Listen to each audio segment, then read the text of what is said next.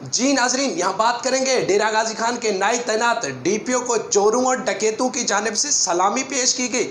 تھانہ صدر اور کوٹ مبارک میں ڈکیتیاں، جبکہ تھانہ صدر دین میں 9 سالہ بچی سے زیادتی کا واقعہ۔ ڈی پی او عمر سعید ملک کا کہنا ہے کہ وارداتوں میں ملوث ملزمان کو گرفتار کر کے قانون کے کٹہرے میں لایا جائے گا۔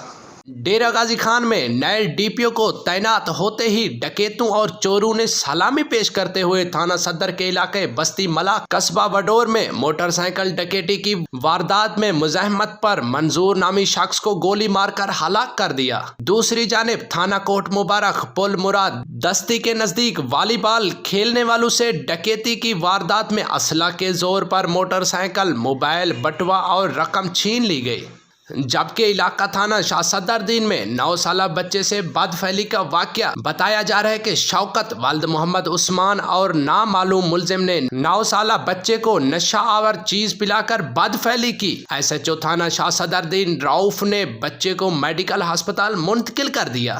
ڈی پی او عمر سعید نے واقعات کا نوٹس لیتے ہوئے فوری کارروائی کا حکم دیا۔ ڈی پی او عمر سعید ملک کا کہنا ہے کہ وارداتوں میں ملوث ملزمان کے خلاف کارروائی کر کے قانون کے کٹہرے میں لایا جائے گا۔